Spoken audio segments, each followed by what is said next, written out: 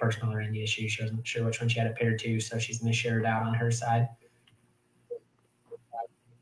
Live on ours, I'll share it to the upper Midwest and stuff like that. Okay.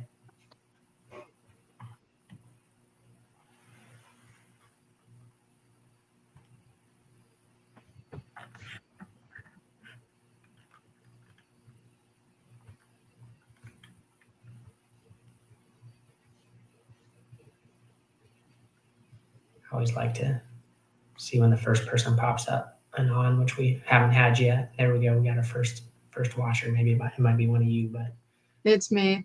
I'm sharing it. All the joys of technology, right? But it is live. We are live, so you're good to go. Good.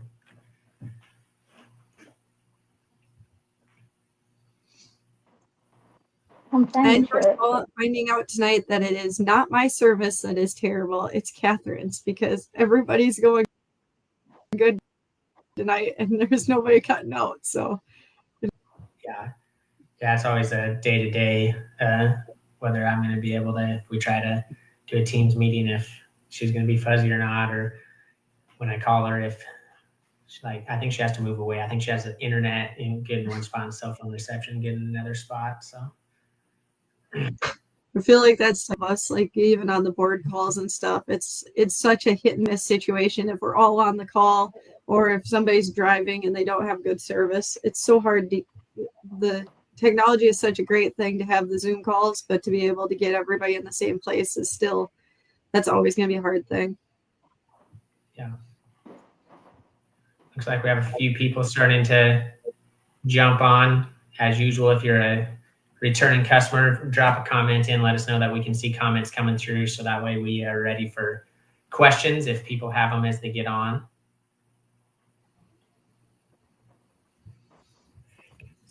Speaking of technology on the good side, though, my son's 8U baseball team is playing right now, and they have an app that you can download. I can watch how they're playing right now right off the phone. And you're kidding. Got scorekeepers that show you if it's a ball or a strike, which it's just machine pitch. But so if they don't swing, it's a ball, and if they swing, it's either a hit or a strike. But yeah, they're playing. The good news is they're got a solid 13-1 lead right now, so I think we're safe for the night. Nice.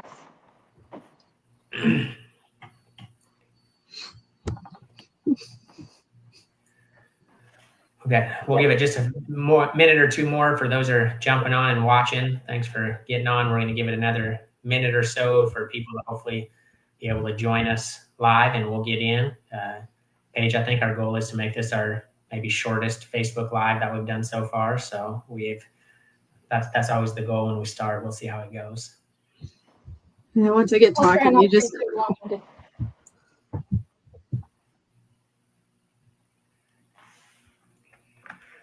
Okay, I'd say let's get rolling on it, and people can jump on and share this as we go. But thanks for those on live with us joining for another Facebook Live. Try to get some more information out and be able to answer any questions that we have.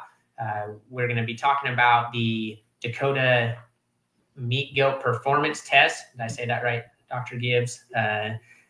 Long name here, but collaboration with North Dakota State to be able to offer a meat goat test. Actually a crossbreed, but tonight we're trying to get it out, information specifically to the boar goat people here, but share it out across other ones. It's not just a boar goat test. We'll talk about that in a little bit, but we do have Paige Gunderson on tonight. She's one of the board of directors with the ABGA and on the DNA committee chair, which this is kind of fallen under just a little bit, and we'll talk about how we got started on this. But then we also have Dr. Rachel Gibbs on with us tonight from North Dakota State University, stationed there at Hettinger, North Dakota, and she's the livestock extension specialist. So she comes from a very strong sheep and goat background, growing up with it, and stayed through and got a PhD in some small ruminant focus, I believe. Correct, Dr. Gibbs?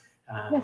So it's great to have her on and to discuss, and we're excited about the partnership that we're getting going here, and hope ABGA members that this is a good opportunity that you'll jump in and take advantage of, and that we can have some good opportunities. So let's just start in and let's talk about why we kind of are collaborating with NDSU, what this is about, how we started into this partnership. Paige, kind of walk us through how we got to this point. Yeah, so about 6 months ago, I'd say it was about the first of the year. Rachel started working with the group out in North Dakota Meat Goat Association. They're fairly new to us, and they reached out and said, "Hey, we've got this little idea for a collaboration." Rachel, I know you had reached out to them and talked to them, and I had been helping them get up and going as a state association. And so there's some really awesome breeders out there that want to really make a push to do something a little different. They're hosting their first ABGA show this year outside their state fair. So this is another way that they're looking to do some outreach, and a great group of producers out there that really want to get involved and work hard. And so we're excited to loop them in, and as the ABGA start that partnership of working with these state associations. So this is one of the steps in that direction. So we were really excited when Dr. Gibbs reached out to us and said she wanted to partner with us. And I'll add in just a little bit on it because I've got a few questions that people, to a lot of our members that might think North Dakota, why North Dakota, and may not be familiar with what Hettinger does and what the Hettinger Research Station kind of stands for. I mean, it's one of the pinnacles of small ruminant research and production there. So Dr. Gibbs, if you want to just hit a little bit on your station and what you guys do out there to let members know if they might not be familiar with some of the work that you guys do. Yeah, well, thanks, Caleb, and I appreciate the opportunity and the willingness to collaborate on this. Our goal really at the Hettinger Research Extension Center is to provide some small ruminant producers some opportunities to advance genetic selection. We've been in collaboration with the American Rambouillet Association and the Columbia Breeders Association for almost over 20 years now, working on a sheep buck performance test, and that's been really successful opportunities for those producers that have been involved. And really our goal is to help promote production efficiency. And a big piece of that is providing some opportunities to evaluate sire performance and genetic quality, and help those producers make those breeding decisions with confidence and knowing that they're selecting a sire that's going to fit their production goals and what they're after. I think from a commercial meat goat production standpoint, growth performance and carcass quality are really important drivers and major drivers of profitability. And luckily, as many of us know, those traits are highly heritable. And so we can actually include those into selection decisions and really start to make advancements as a breed and across breeds to promote commercial meat goat production. And so we evaluate that in a number of different ways. So Hettinger is really poised to help with this effort due to some critical capital investments from North Dakota legislator and some other funders that have been able to actually incorporate a new smart feedlot system that's equipped with 3 feed intake monitoring systems that are developed from the C-Lot company based out of Rapid City, South Dakota, excuse me. And those systems we have just deployed on our traditional sheep test and had some success with that. And so we feel like it's a really good opportunity to try and bring in the meat goat side and help advance this as well. And so we estimate carcass quality as well. That's typically measured through carcass ultrasound. And there's a big industry push right now to get certified carcass ultrasound scanners. And so in collaboration with the National Sheep Improvement Program, we now offer some certification schools where producers or technicians across the country can get involved and become certified in this technique. And so be on the lookout for those opportunities as well. Very good. Yeah, there's exciting things going on up there, and hopefully producers will kind of follow along and see what you guys are producing out there. Extension and research at the university level is a huge collaboration to industry to be able to kind of help move the production side of things forward, and that's where lots of discoveries are made. So for maybe some of our members that haven't been involved or maybe don't know much about a performance test, we've talked about the importance of it, but talk us through what this performance test is going to look like, kind of with the length of it, what we're going to measure, some of those things. Yeah, of course. So when we think about performance testing, it's a really cool piece to be able to utilize when we don't have access to industry recognized genetic selection tools. like EPDs and cattle industry, or maybe estimated breeding values that are starting to become more prevalent in the sheep industry. And so the next best thing to that is to actually test some performance traits in a centralized setting, or perhaps sire offspring as well. And the beauty of this test is you're able to rule out any differences that are due to nutritional differences or how those bucks were developed, management or environment. And what this test really does is it standardizes a nutritional plane. All these bucks eat the same ration. They're in centralized management and location so that you can directly compare growth and carcass quality differences between bucks and even between genetic lineages and across breeds without worrying about those differences that may come into play when we feed differently or they're produced in different environments. And I think a neat thing for our members to know is, again, that contemporary group, you're taking all those, true definition of a contemporary group where they're being fed exact diet, exact area. So we can take a producer from North Dakota and Texas and Pennsylvania, and we can put those bucks in the same area and we can see how they do on that. And the other neat thing is just the technology that you guys have at that university to be able to take these measurements that we as producers can't take that as readily available.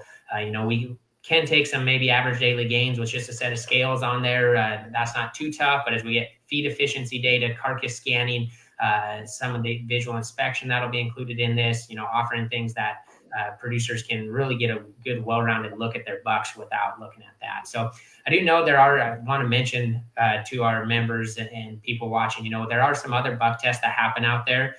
Penn State has a long-running buck test, and they do have a meat goat part of that they look at. We will look at sanctioning with them and getting them some points. Paige will talk a little bit about the benefits for the ABGA members and board type bucks as far as getting some points towards Ennoblement, Sire of Merit, Doe of Excellence, that these tests can actually help your animals and get those points just like they would at a show. But there are some other tests out there, and we're looking forward, as ABGA, and I think one nice thing is academia looks at, they collaborate well together, and the goal is to improve the breed for the producers. And so there are some other options. Florida, West Virginia do some. They look more, to my knowledge, at some more so parasite resistance and kind of parasite challenges and pasture growth, and see how they do out on pasture. This specific test is going to be more of a feedlot trial to see how the sire would do, which would hopefully correlate to how their offspring would do in a growth, and what the kind of growth and performance they'd have getting those animals ready for slaughter. So I guess that's probably the big thing on maybe a little difference. And then if we want to hit on again towards things that maybe this offers a page for our ABGA members on why this is sanctioned in with our rules and what they can kind of gain out as an ABGA member. Yeah, so we were really excited earlier this spring when we looked into what that sanctioning looked like for this test specifically and moving on into future tests. Right now, the way, if you read through our rules, to be sanctioned, it goes off of an average daily gain score, and you get points based on how you're ranked within that. And what we're really looking forward to doing and what's going to kind of set this test apart is, one, those points being available. So with this, it doesn't have anything to do with the inspections or the carcass or any of that part of it for the ennoblement points. So there's opportunities right there. If you have a fast growing goat, to get some points on a bloodline that you've been wanting to maybe get to that last little bit of ennoblement, or this is just an opportunity to prove out those bucks have a merit outside the show ring, right? Some other cool things that we're going to incorporate that not every other buck test has. I mean, as Caleb mentioned previously, some of them focus more on the parasite resistance or their ability to grow on pastures. This one, we're really focusing on that carcass development, right? Something that I know Dr. Gibbs and I are super passionate about is looking at what's under that hide and developing and having something to set a standard with, right? So we have loin eye areas out there of a 1.5, and then we have other producers that say, well, I scanned a 4 point on my buck. We have a lot of producers that don't understand what that looks like. So making that really readily available. And then this instance with this buck test, to have that carcass scan data along with those weights and measurements that we're going to be taking. Now, those won't contribute to the ennoblement points. That is strictly off of average daily gain at this point in our program. But what our main goal is to really give producers some more information about how to evaluate these animals. Another component that we're going to bring in that hasn't been really done in the past that we're excited is we're going to bring in a three judge panel, sorry, to evaluate these guys on their visual inspection. So every boar buck that comes through will be inspected and go through that process with two of the three judges will sign the certificate inspecting them if they pass the certification by our breed standards, right? So that's an added benefit for the producers to have that done, to have that inspected animal. It also helps towards the ennoblement points that animal needs to get. So that kind of ties in. But then also we're working with those three judges and a couple other board members, and then obviously Dr. Gibbs on what that visual appraisal looks like, because we're very unique as a breed association goes in the fact that we have a set of breed standards and we adhere very strictly to them. And so being able to give those animals a visual appraisal score is something that has been tossed around for the last decade that I know of. And we're trying to like flesh that out a little bit on how that really ties into their overall rank. This year, we won't be doing necessarily an overall rank or an index of this. What we're doing right now is really putting together the base numbers to be able to see what numbers and how they correlate to feed efficiency and loin eye area and visual appraisal. How do those all work together to get us the ultimate goat that grows, is visually appealing, adheres to our standards, and has not just a growth rate, but has carcass that's going to hang. And so being able to put all three of those factors together in something, like Rachel said, that's very heritable, right? That the way we can sell to pass on and do breed improvement is a huge goal for not only myself, but this whole board, the association. That is one of our key goals in our mission statement, right? Is that breed improvement. So I really look forward to that aspect of it. And that's what kind of sets this apart, is that partnership with the ABGA brings that collaboration right to the forefront of what is pertinent to the everyday producer.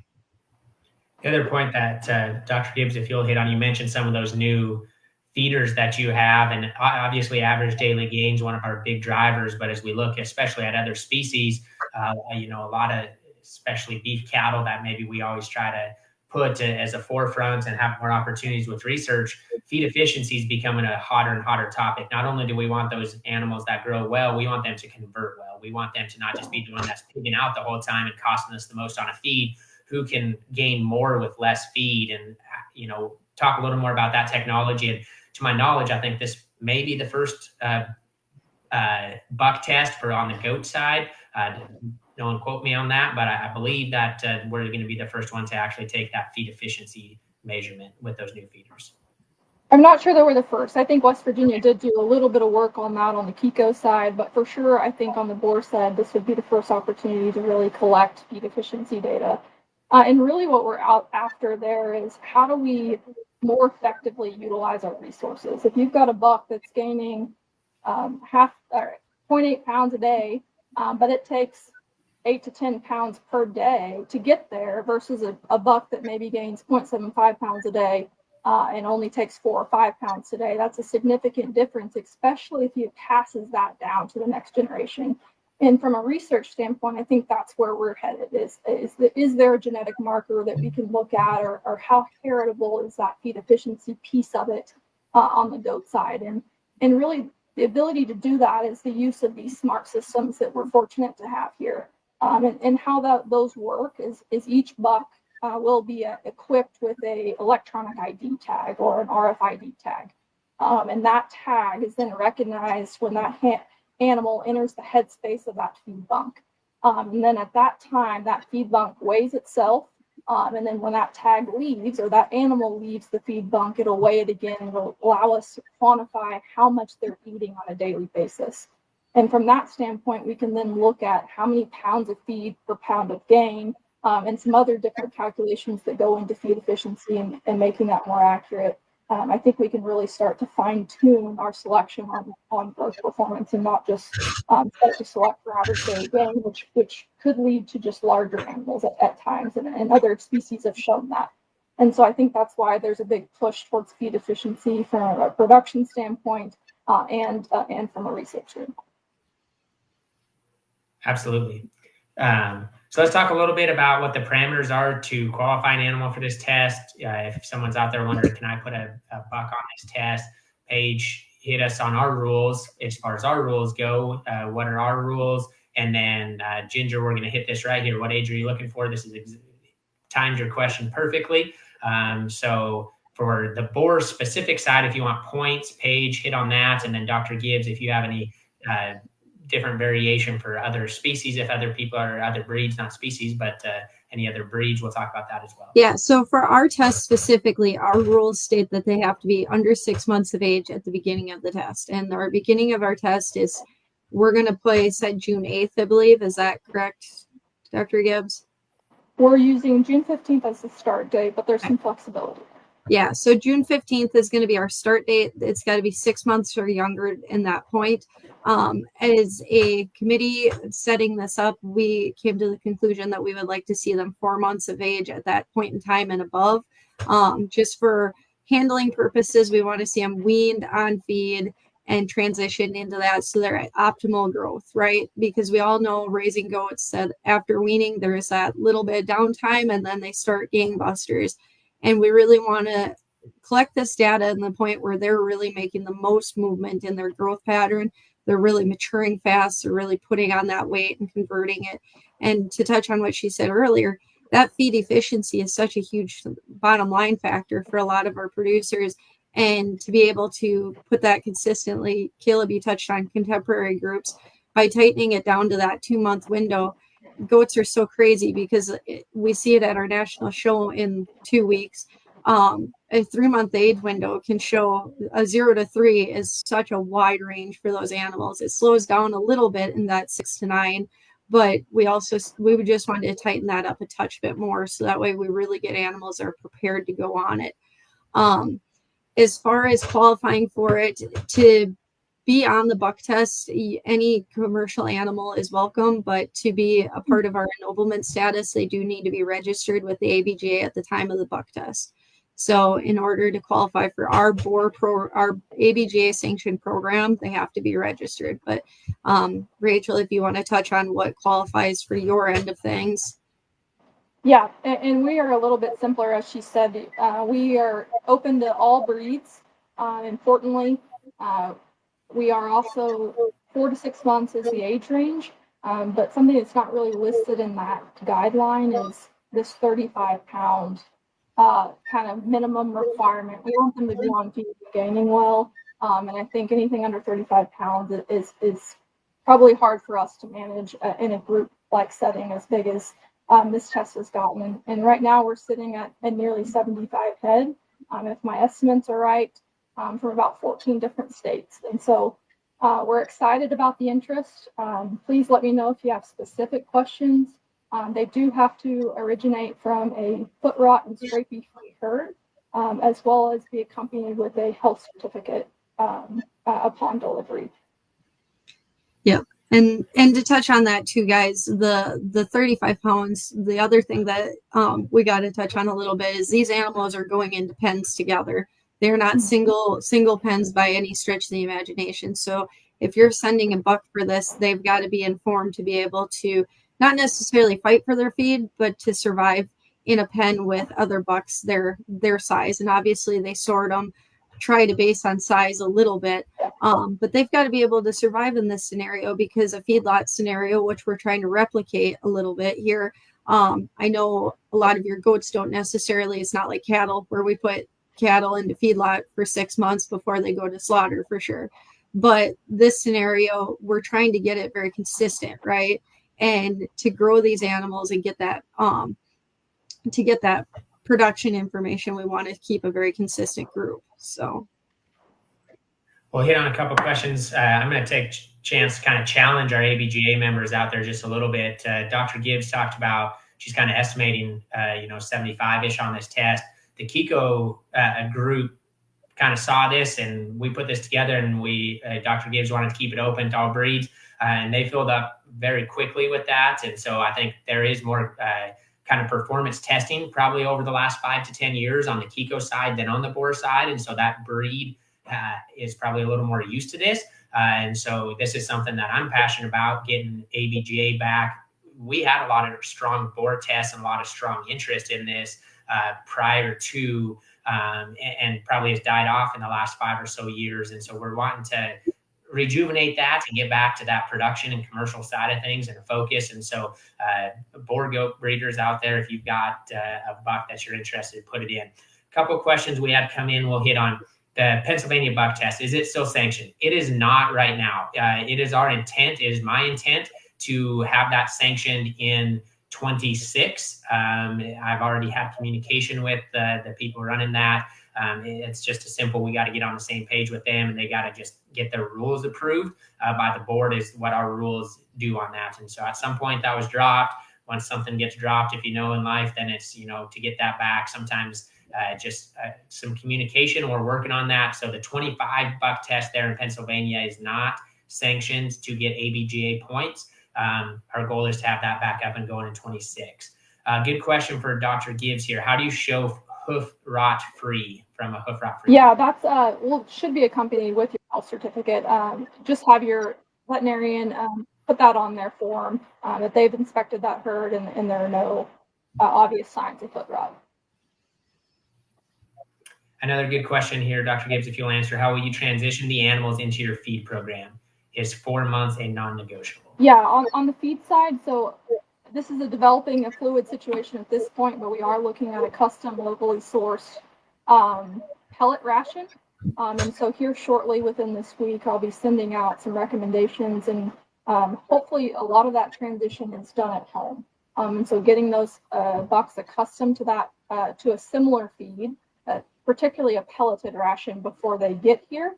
And then they'll have only about a 4 to 5 day period before we start that test. And so we want to make sure a lot of that transition and customization to feed is done at home. And then hopefully they'll transition well over here as well. And we will be providing some hay and working those goats into that program. 4 months, non-negotiable. Why don't you give me a call and we can do this by a case-by-case situation. It's not a hard, fast deadline, but we do want to make sure that we're not bringing in bucks that just aren't ready. And that's not good for you either. They won't perform well. And also with that, as far as the transition part of it, a lot of it goes as a producer. You want your animal to be in the best position to perform well on this because it is a competition. At the end of the day, it's a research. It is a competition. It is akin to putting your best foot forward. So Rachel's worked really hard to put together a program so our producers can't have less chance to fail, right? You're going to work with them, partner with them on this. Our goal is to really help producers exemplify the good product that they produce. So I think too that transition program needs to start a little bit at home, and like Rachel said, reach out to her, and we'll start working on getting a transition program built out. We're gonna keep hitting on a couple of things as we go through. Kevin, we're gonna save yours. So Barbara, we're gonna kind of jump to yours and talk kind of our timeline on this, what it is, and then Tracy will hit yours as well. So how many days on the test? One thing, let's just talk about the deadlines on this. So some hard deadlines are June 8th. You have to be consigned by June 8th. The start of the test is scheduled for June 15th, correct, Dr. Gibbs? That's delivery, yep. Yeah, delivery in by June 15th. And then talk about the length of that test, when we're going to do those measurements, etc. Yep, exactly. So growth performance will be evaluated over 75 days. So they're delivered on the 15th. We will start testing and have official first weights on the 19th. And we'll update consigners along the way every 28 days on body weight. Average daily gain will be measured over the entire period. Carcass growth and metrics we're going to attempt to measure at the beginning of the test. You will for sure get a measurement at the end of the test. We're just trying to figure out the best way to measure it in like a 35 to 50 pound goat. And so we'll work with your producers and consigners on that. Feed efficiency will be within this test. And so that is typically a 28 to 35 day testing period. Keep in mind that this is our first round on goats, and so that might be a little bit fluid this first year, and we're trying to set that program up for success. But that includes a 5 to 7 day acclimation or adaptation period for those bucks to get acclimated to a smart intake feeder. And if they fail to adapt to that feeder, we're not going to sacrifice overall growth performance measurements, and so we're actually just going to pull those off, and we won't be able to quantify feed efficiency on those bucks. And we'll work with consigners on that as well. I will say on the sheep side, we had about a 10% fail to adapt or rejection rate, which we were happy with, but there are some limitations to that type of testing. Other things that we're going to measure at the end of the test would be scrotal circumference, visual inspection to identify structural abnormalities, and I know Paige mentioned pretty standard visual inspection as well. What else am I mentioning here? I think that's the gist of what we'll measure on test. And then at the end of the test, we will have a field day that may or may not be coupled with an online sale opportunity. And that field day will not only provide us opportunity to interact with you and answer some questions specific to the data that's produced from the test, but also provide some opportunities to collaborate with some other breeders and maybe market in-house as well.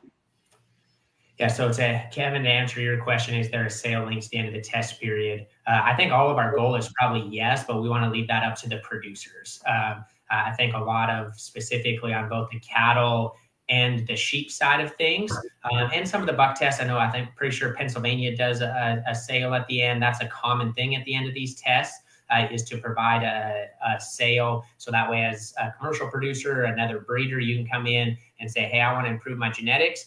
Here's a place I can go look for those genetics and do those. And so we do want to leave that up to the producer. It's not going to be a requirement. If you just want to get your performance data, and maybe this is a potential herd sire for you, a kind of cornerstone buck that you just are a genetic line you want to know the data on, yeah, there's definitely going to be the option to take those home. There will not be a requirement to sell, but we'll leave it open. And if there's enough interest in that from a consigners and a seller standpoint, we will help coordinate that and be in discussion with those consigners. On the front side, one of the other common questions that we have is, what about transportation? I may live a long ways away from North Dakota. How do we help? On the ABGA side, we're going to ask that you have your forms filled in by May 23rd if you think you will need help with transportation. Our goal will be to help you coordinate transportation with other consigners, breeders, transporters that may be just our normal haulers that are hauling across the country. And that gives us about 2 weeks to try to get something coordinated with you as a consigner to get up there. So if you're needing help, we ask that you get that consigned by the end of next week on Friday 3rd, and then indicate that you need some help with transportation, and we'll reach out to you and we'll try to get some things. I know, Dr. Gibbs, there's already some trailers coming from some different areas that we can try to get people connected in on. We'll do what we can to help you. Well, and to add to that, Caleb, too, that form, that registration form that we're asking to be filled out by the 23rd, you do not have to accompany payment at that time. That is just to let us know that you have 3 animals or 2 animals or whatever it may be that you are interested in consigning, getting their information in, basically reserving them a spot. If we're unable to get you transportation or something comes up, we totally understand, but we want to get as much concrete numbers as we can here so we can start coordinating groups for travel. I know you had mentioned the Kikos earlier. From the sounds of it, they've got 2 truckloads coming out of Texas ready to go. So it's kind of one of those things that we just need to get those same concreted commitments so we can help get that coordinated. One thing on that. Go ahead, Rachel. Oh, sorry. Go ahead, Caleb. I'm just going to change the subject here. So if you have something on transfer. I was going to change it over to just the cost and what that is, to let them know, like Paige said, it's not required right at the front, but what is the cost of this, Dr. Gibbs? What's it cover?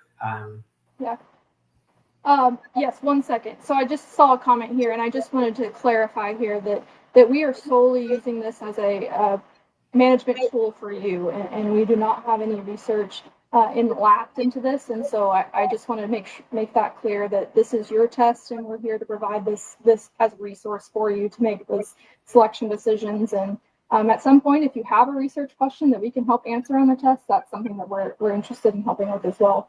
But as far as the cost, relatively, it's one of the more affordable ones.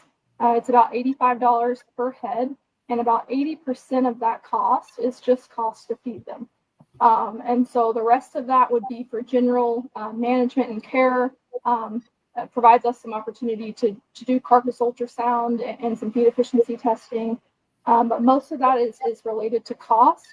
But keep in mind that I don't expect this to happen, but if we see a large increase in the cost of feed, we may have to ask for some funds to cover that at the end of the test.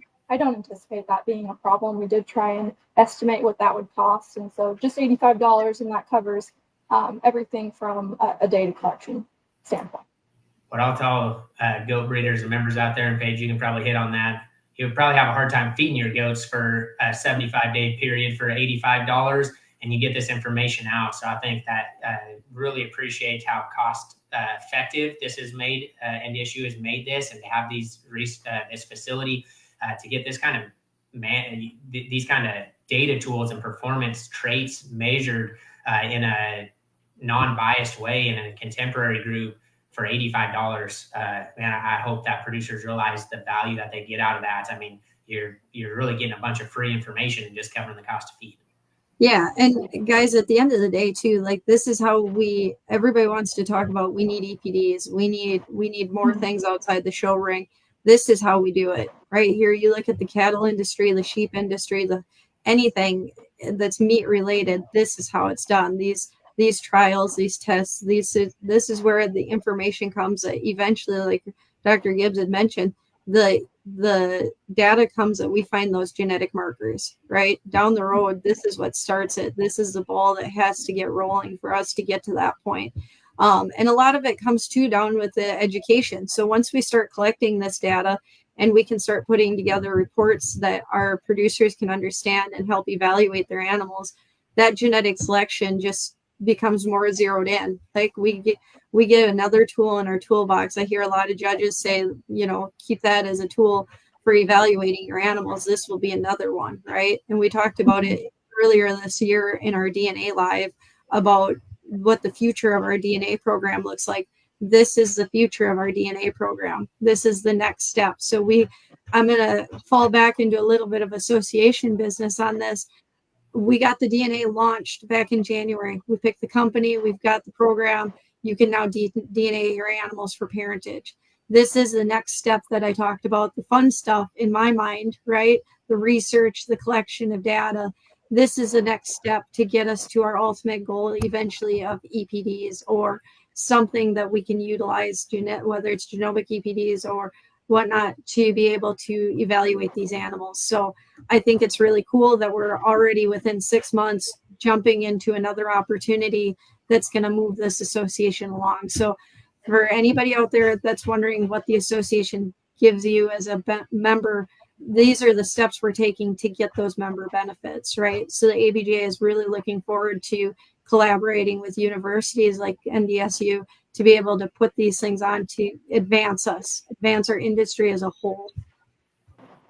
The other thing sorry, Paige, I forgot on cost, is a one-time fee for end of test health papers. And if there is a sale, this might get different, but there is a $30 out-of-state consignor fee just so we can obtain end of test health papers so you can take those bucks home. So just a point there, it's not $30 a head, it's $30 a consignor. Rachel, do you want to touch on Tracy's question there about the restrictions on herds that carry CL or CAE? So currently we do not have any restrictions on herds. We hope that obtaining that health certificate and ensuring those animals are healthy when they arrive, and we will continue to monitor them on a daily basis. We have a full-time shepherd and some graduate students and technicians that will be active on this, as well as myself that will be overseeing the management side of things. And so we'll be sure to pick up on anything that we see and be able to sort and isolate those instances if they occur. Perfect. I think really, as I look at our outline, what we wanted to talk about, I really think we've kind of hit everything on here.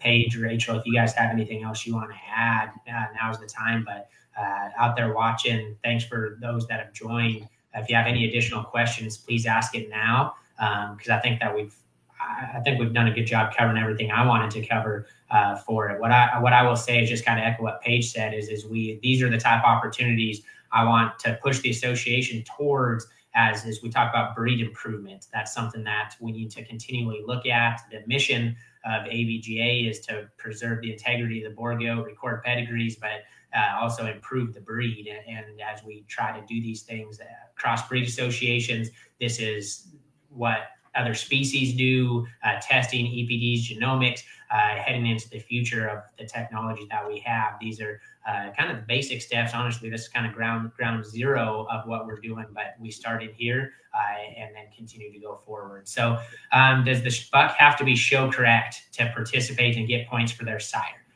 No, they do not. No.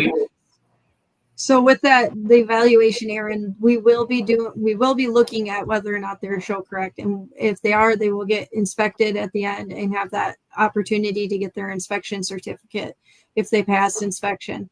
But this is an opportunity for the animals that go into this to prove whether or not they still hold merit not being show correct. So this is an opportunity for those bucks to have their commercial value. Kevin, to answer the question on the genomic testing, we are making it available to send in DNA or DNA on these animals. That will be the additional cost through the association. Caleb and I are working on a proposal from the board to augment some of that cost. So we'll have more information about that. But our goal is to have all of the boar animals have a genomic profile or a test done on them, so there's a profile on there. So eventually when we do get markers for feed efficiency and growth traits, those animals are already that much farther ahead because that genetic material is already on file. Another question that came in, goats divided by breed. I think hit on that one. I think we can go two ways, and maybe Barbara will hit on both ways that I think would answer the question. As far as being on the test, we're not going to separate them. There'll be mixed contemporary groups into theirs. Crossbreeds will be mixed on the actual test.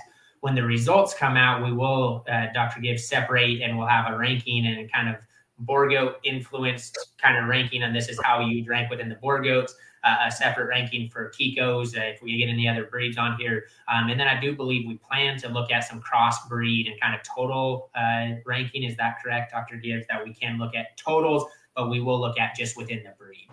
We totally can. Right now, I think our plan was to definitely report individual breeds, the rank between those, but all of the data will be publicly available. So that's something too, if you wanted to compare across breeds, you can.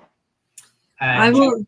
Go ahead, Paige. I can touch base on the added money for awards or high standing or anything like that. So actually, funny you mentioned that. This week we had a meeting with a possible sponsor for the buck test as far as whether it be on the award side or a feed side. So we're looking at trying to make some added awards or incentives to try to push that forward. So as Rachel or Dr. Gibbs mentioned earlier, this is a little bit fluid because this is kind of ground zero as far as buck testing for us and the partnership that we've created. We're trying to create something that's going to stand the test of time here, but we also understand that this is new and fresh for us, and we want to try to create a program that's lasting, right?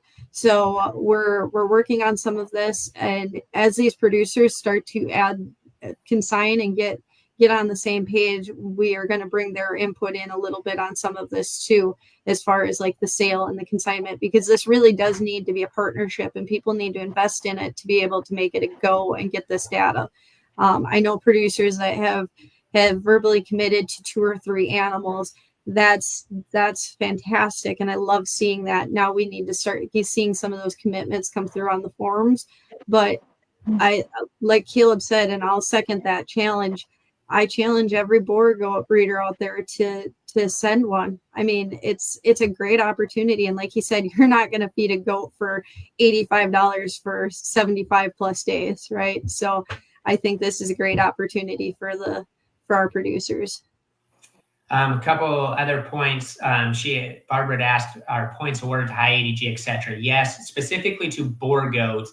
If you look at rules and regulations on the ABGA website, I'm not going to go over all of them for sake of time, but it'd be under Rule 1200. If you look at our rules, and it talks about performance buck testing, and it talks about what points they will get. So depending on how many we can have in there, there's some opportunities to get 15, 20 points out of this, I think, very realistically for our producers. If we can get 26 to 50 goats, the first place ranked goat on average daily gain gets 15 points as is, plus you get bumps for how many they hit. So it explains that on how many points you can get out of that in Rule 1200. And so that's where I would kind of point you to. Dr. Gibbs, if you can share maybe your contact. I will also say we do have a tab on our ABGA website. If you actually look at shows and events, over on the right-hand side will be competition, and on the bottom of that tab is buck performance test. If you go to that buck performance test, you can find more information about buck performance test in general, and then the Dakota meat goat performance test and information on there. And it has a link to DSU's website on there. So it takes a little bit to get there, but you can get there. But Dr. Gibbs, I don't know if you can maybe just, if you're willing to share email out on chat. Yes. I apologize. This is the first time using this system. I'm not sure how to chat back, but I can provide that. Are you okay if I put it out, Dr. Gibbs, your email, just your email address, or if you have my email and office phone number is more than okay. Okay, tell me your email and I'll type it in here. It's Rachel, RACHEL .Gibbs, GIBBS .1 @ndsu.edu. And then office phone is 701-567. Sorry, start over on your phone. Sorry. 701-567 4323. Okay. And guys, this is available on all of the membership emails we've sent out in the newsletter. The last 2 newsletters, I believe, have had links on this too. And Dr. Gibbs has also emailed anybody that took place of our interest form earlier this spring. She sent out emails to. So check your spam folder, check what you need to, but those contacts are in there. Those forms are readily available for you. Yeah, and if you can't find your information and our part of ABGA, get on, find my information, send it to me. I'll forward it on to Dr. Gibbs. If you can get a hold of me, I'll get you in line with her as well. One thing I'll mention is there was a question getting consigned. All I need at this point is a commitment signature, which is page 3 of the registration form. If you're not sure on the specific bucks you want to submit yet, that's not due till June 8th. But if you can just get me a signed commitment, that's really what we need to solidify some numbers. There is a question on here. Will they be grouped by age or by size? So that's a little bit fluid as well, most likely by size, which would probably correlate a little bit to age. We are going to run the heavier bucks through that feed efficiency test first. So that we'll just have to see what that looks like. Another question was, is there any outlets for cull bucks at off test in case producers don't have the ability to pick up? I think we'll advertise out there for it, and you can kind of put out there that you have bucks on test, and whether that's on if they make sale, or I think depending on, we'll work with producers on that and try to help you promote that. If they're boar goats, we'll try to help promote that for you. Dr. Gibbs, I don't know if you have any other outlets. Yeah, this is actually a question I've gotten a couple times. We can't guarantee anything like that, but we can definitely try and work with you and just keep in contact with us throughout the testing period, and maybe we can start marketing that way before it's over. So, but yeah, they can't stay here, unfortunately.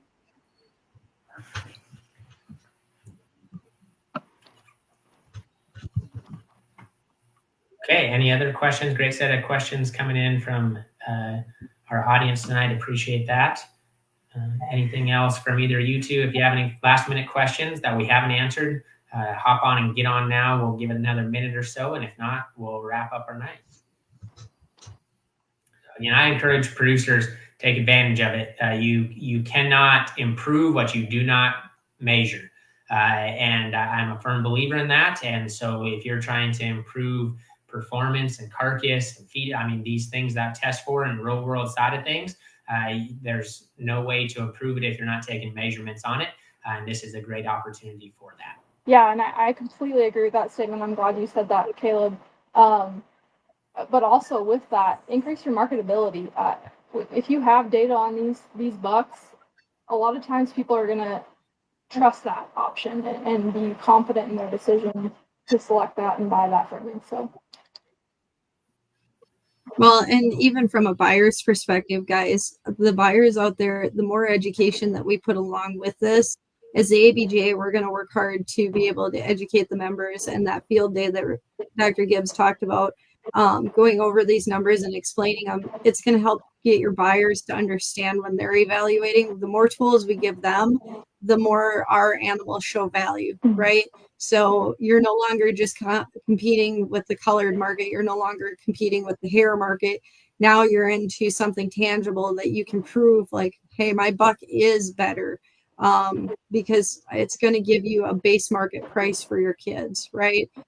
Something in the cattle industry you'll see once in a while is, I'll guarantee that my bull will put 10 pounds on your average wean off, or your average sale price, or maybe it's 50 pounds or whatever it may be. But those numbers come from something, right? And that value added comes from tests like this. It comes from research that's going to be done based off of the things that we're doing now. So this is very cool. And part of the reason, to answer your question, Aaron, part of the reason why I was personally excited to see it up in North Dakota is because their summers are much more mild than the summers where you folks are. She's down in Texas there, and I would not send a goat. My goats would die. So that's why North Dakota is such a great option, because their summers are pretty mild. Dr. Gibbs, hit on your facilities up there, but also for our audience, and maybe specifically for you, Aaron. Dr. Gibbs grew up in San Angelo. You can hit on the difference between Hettinger and San Angelo. Yeah, we do have some hot days, but nothing compared to, we don't really see above 100 at all. High 90s is about as high as we'll get. It is an open-sided, three-sided barn, equipped 6 pins essentially, and we can fit about 30 to 40 per pin. Other than that, I'm not great on barn description. I can pull up a picture here if you'd rather see that. I think the goal ultimately for myself, and I know Caleb and I have talked about this and other board directors, that eventually we would like to see these tests running across the country, 5 or 6 of them across the country. So that way, one, accessibility, right? Because we do understand that it is going to take quite a bit for you to get a buck up there from Texas. We're trying to coordinate that and work with it. But ultimately, the goats I raise up here in Wisconsin do not live like the goats that Caleb's going to see down there in Texas, right? And also the ones that Miss Kim raises down in Georgia. There's a whole variance of the type of goats we raise and their functionality. And I think that eventually it would be really cool to be able to nail those animals to be able to where they're going to perform, where they grew, and where they're going to elevate their performance, right? And so that's where I'm excited to see us grow this, and I'm excited to partner with not only NDSU, but other universities in the future. Very good. Well, Dr. Gibbs, thanks for joining us. Thanks for collaborating with us. Members out there watching, I hope you're willing to consign something, get some good information on your bucks, tell your friends about it, tell members about it, and really hope that we can kind of step up and have a really strong showing up there and show what boar goat genetics can do, and the kind of performance that we can have on our genetics. So hope everyone has a great evening. Thank you guys for joining us.